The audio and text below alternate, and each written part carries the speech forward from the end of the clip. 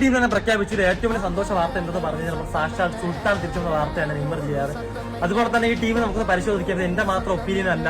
ഈ super league ആണെന്നൊരു ഗ്രൂപ്പുണ്ട്. അതേപോലെ തന്നെ എന്റെ ഫ്രണ്ട്സിനെല്ലാം വിളിച്ച് ചോദിച്ചു, ബ്രസീലിലുള്ള ചങ്സിനെല്ലാം അവരെല്ലാം പറഞ്ഞ കാര്യം എന്ന് പറഞ്ഞു കഴിഞ്ഞാൽ നല്ല ടീമാണ്. അറ്റാക്കേഴ്സ് എല്ലാം നല്ല ഫോമാണ്. റാഫിനെ ആയാലും അതേപോലെ തന്നെ നെയ്മർ ആയാലും വിനീഷ്യസ് ആയാലും എല്ലാം ഇതിൽ കുറച്ച് വിഷമമുണ്ട്. റോഡ്രിഗോ ഇല്ല, എസ്റ്റാവോ ഇല്ല, അങ്ങനെ കുറച്ച് പേര്, പെഡ്രോ ഇല്ല, അവരെ നേതൃത്വത്തിൽ ആന്റണി ഇല്ല.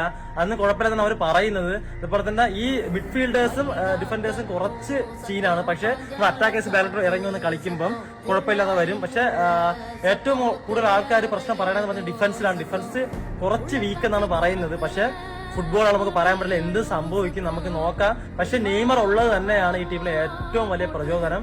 അവർ നെയ്മറിന് വേണ്ടി കളിക്കുമെന്ന് തന്നെ വിശ്വസിക്കാം.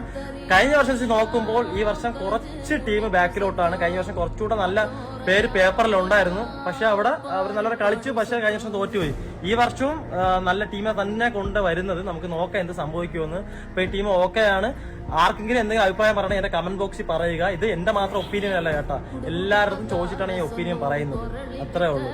കീപ്പേഴ്സ്, ഗോൾ കീപ്പേഴ്സ് നല്ല ഇന്റർനാഷണൽ ഗോൾ കീപ്പേഴ്സ് ആണ്. എഡേഴ്സൺ ഉണ്ട്, അലിസൺ ഉണ്ട്. അവർ നല്ല